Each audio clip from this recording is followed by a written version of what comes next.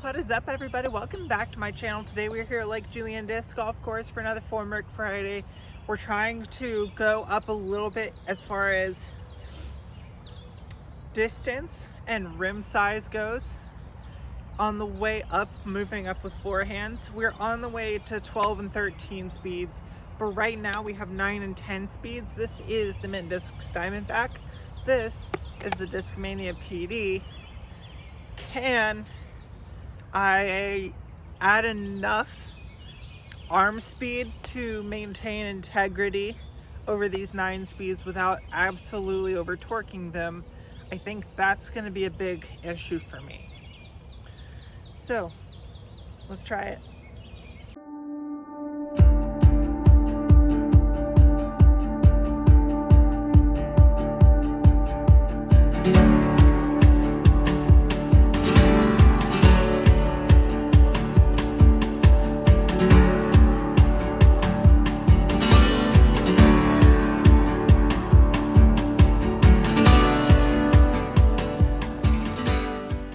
It's going to be more power than I had with the 7 speeds, but still not as hard as I can throw. So let's try it. We're going to go Diamondback first.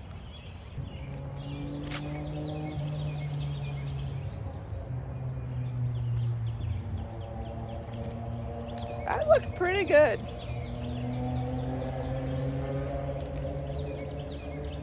A little bit of Annie here.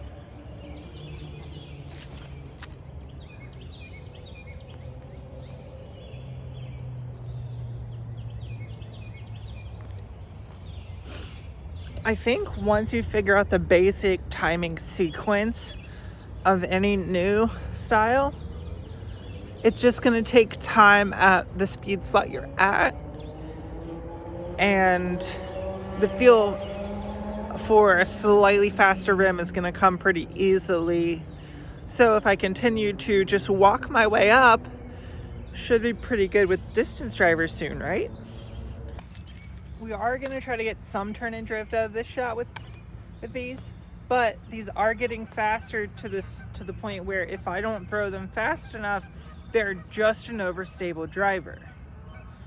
Because once you start to escalate up in the rim speed categories, the lower range becomes almost non-existent and everything is just shifting up. So for putters and mids, you can have your speed down here, but as you start to go up in speed, as the rim starts to get higher, the higher end gets higher and the lower end also gets higher. So it's the same, like, you have to know the range and where the disc sits in that range, but they're all within their own range.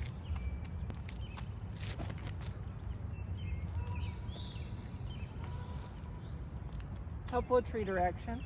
I probably pulled that one a little bit.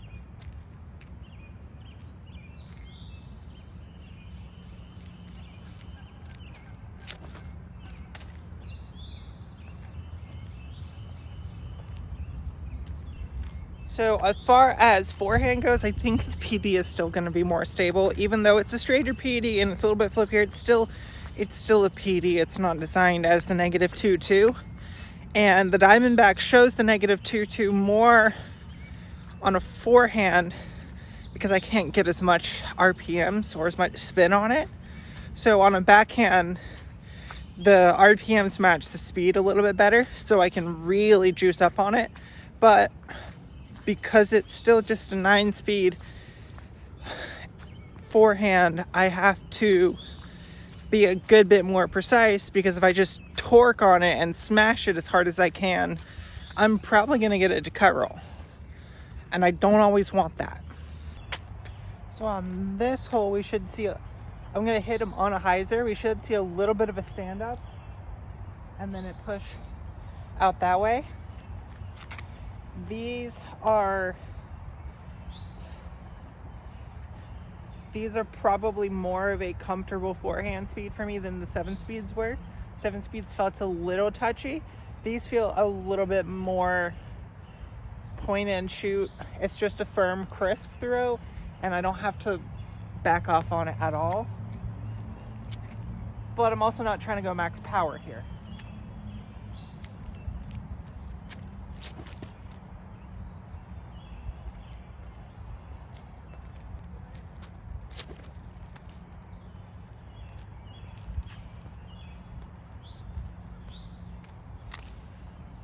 What did I say? Stand up, flatten out, back that way.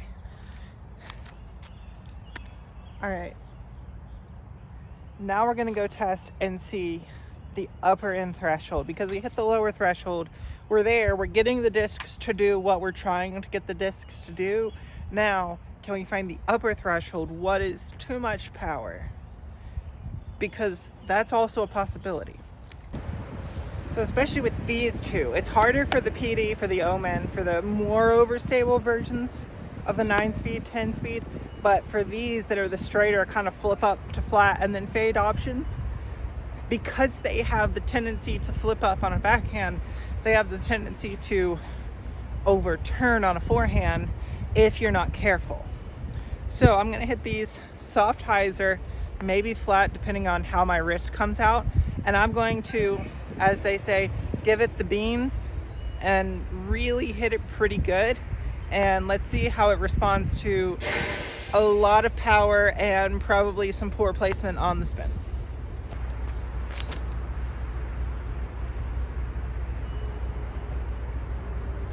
See, you can overdo it. You absolutely can overdo it,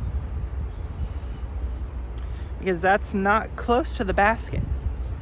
But I have to throw it close to that hard to get it to the basket. So do I try to throw it on more hyzer? Do I try to hit it with more spin?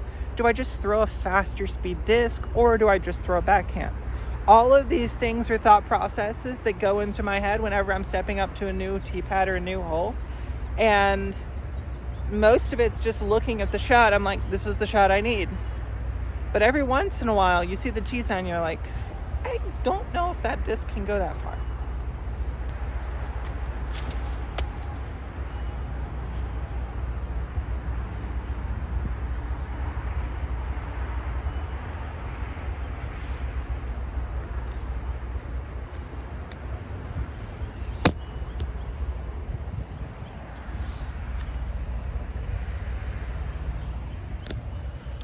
I may have slipped. So apparently I can hit the PD hard enough to torque it over, and I can hit the Diamondback hard enough. I just slipped on the last hole. So we're not going to try to torque them so much that they're just completely unusable. I'm going to try to get the max distance flight out of these, so a soft little drift and a flex, but still coming back at the end. How much power do I need for that? We're now experiencing a little bit of headwind. So for the last wind, or for the last forehand video, if you'll remember, as the wind is picking up on our face, we don't have to throw it as hard to get the desired shot shape. So I think I'm gonna throw it firm, stiff, but not blast it. I think. Touch of hyzer, about like this.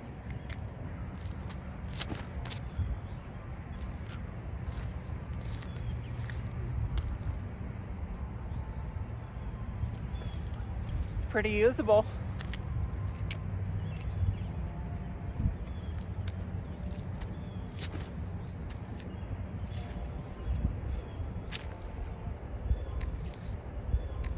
That one was just more committed to a hyzer release. It does work. The process does work. It just takes time to get to those next speed categories. So until you're comfortable where you're at, don't go up yet. Become comfortable at the categories you're at, and then you can start to add a little bit of speed. Maybe go up from a 7-speed to an 8-speed. Maybe go up from a 10-speed to a 12-speed. Whatever it is that you're currently working with, you're currently working through, focus on those speed categories. Figure out the right disc for you before you move on. Because if you try to overcompensate for too many things, well, You may never find the right disc for you, even if you know, you've had it, you've been throwing it, but you didn't throw it that much because you had all these other discs that cluttered up the space. Find the one that works and do that. Hopefully you guys enjoy content like this. If so, please make sure to like the video. If you want to see new stuff, make sure to comment all of that down below. Please make sure to subscribe. It helps you guys out with these subscriber only giveaways. Definitely helps me out as well. If you want to be entered into monthly giveaways, check out the memberships down below. Until next time, see you out on the course.